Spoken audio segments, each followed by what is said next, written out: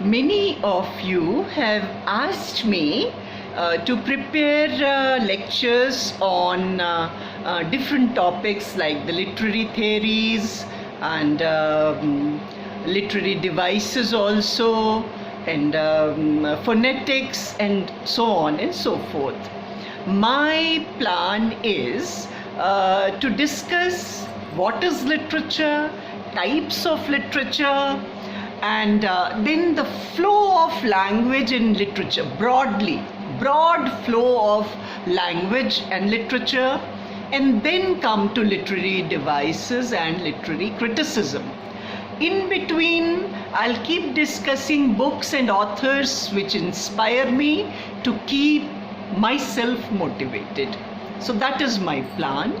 I'm very thankful to you students for responding, because your response keeps me going. You can prepare your own audio or video responses, send them directly to me, or even use this forum. There is no problem in using this forum through replies, and you can put forth your own view. And that would be great, and you have been responding, so I'm thankful to you. I am so lucky to have such good students. The purpose is to keep connected. The purpose is that we don't have to be dumped in home. We have to keep learning. The process of learning must go on. So we were discussing Shakespeare, Renaissance and Shakespeare. Renaissance and Shakespeare were a very happy coincidence, and it brought the best of English literature. Renaissance atmosphere and Shakespeare together created magic. Shakespeare was a born genius, there is no doubt about it. He studied up to class 1 only at Stafford upon Avon in his village, and then we know that he was not a very ruly or disciplined kind of a boy, that Sir Lucy's farm, and he stole a deer, and then he went to London. It's all history now. And he went to London and he worked there at Globe Theatre just as a helper, and then he started getting some roles there. He even played the role of a girl when he was a young boy, and people started noticing that when William speaks the dialogues, he makes certain changes, and he makes it even so better. He makes it so much more eloquent. And gradually they started bringing their manuscripts to him, and they started seeking his advice. They kindly correct my manuscript, and that is how it all started. From tying the horses in the stable, Shakespeare became the owner of the Globe Theatre, and he has what Shakespeare has created is immeasurable. He has contributed to human knowledge in such a big way. He has given us food for thought, unfathomable food for thought.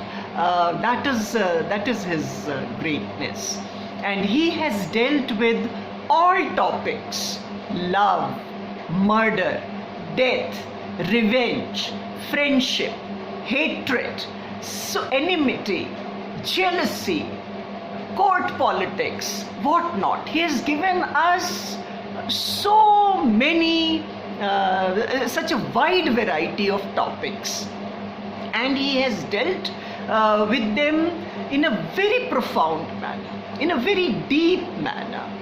Like love. Shakespeare's love is so pure, it's instant, it's spontaneous, it is so entertaining, and it is passionate, and yet it is not cheap. After Shakespeare, English literature started degenerating, as all good things must come to an end as they say. People started copying Shakespeare. They thought that they were Shakespeare, they were not Shakespeare, and the drama became cheap, it became gory, it became grotesque even, you can say. English drama, English poetry started degenerating. So around 17th century, in literature as well as in the society, the British society, we have this Puritan revolution.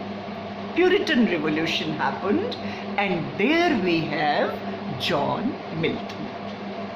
John Milton, the best production, you can say, the best production of the Puritan movement, 1608 to 1674. And John Milton gave us the finest epic in English, Paradise Lost. Paradise Lost and Paradise Regained, that is what he wrote. John Milton had a very tumultuous life. His life was full of ups and downs. He married thrice. He even went to a prison. It is said that he met Galileo. He went on journeys also. And he was highly educated. Highly educated. And he even lost his eyesight. I mean, he suffered near blindness because of excessive reading. And even after all that, he rose to justify the ways of God to man. That whatever God does to human beings is justified. Even after so much suffering, you should read his personal life to understand the kind of life, the kind of suffering that he has gone through. After that, even after that, he wrote Paradise Lost. Paradise Lost is the best epic in English literature, and we can call John Milton Tulsi.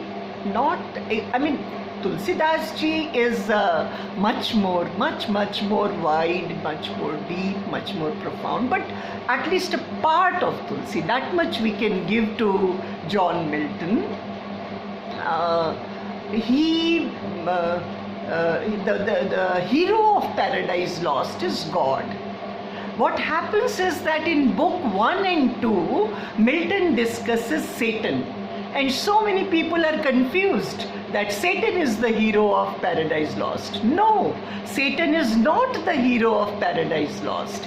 God is the hero of Paradise Lost. He defeats Satan later on. But in book 1 and 2, the character of Satan is developed. So we have a feeling that Satan is in a way glorified. Who is Satan? Satan is part of Milton. After all, Satan and God both reside here. They are part of the human psyche. We have Ravan in us. We have Ram in us. It is for us to emphasize which part we want to live, which part of our mind we want to live. We can be Ravan, we can be Ram also. We can be Satan, we can be God also. That is human potential. So Satan definitely depicts a part of Milton, rebellious part of Milton, where he's full of obdurate pride and he's not ready to bow down before God. And as he says that bowing down before God would be low indeed. He tells Beelzebub that I will not bow down. The mind is its own place and can create a hell of heaven and a heaven of hell. So many jewels, those sentences, you see, strong sentences of human rebellious willpower come in Paradise Lost, book 1 and book 2. He says, here we are secure, here he cannot come, and better to rule in hell than to be a servant in heaven. So many strong sentences there. And that is how he builds the character of Satan, only to be defeated later on. Ego is not forgiven. Be it Oriental, Occidental, whatever, wherever you have an epic, wherever you have this tale of conflict between good and bad, ego is not forgiven. That is there. So this immortal epic came, Paradise Lost. It has all the beauty, all figures of his speech. It is written in grand style. It depicts the mind of Milton and the might of Milton as a poet. In our coming dialogues, we will continue with the flow of English language and literature. Thank you.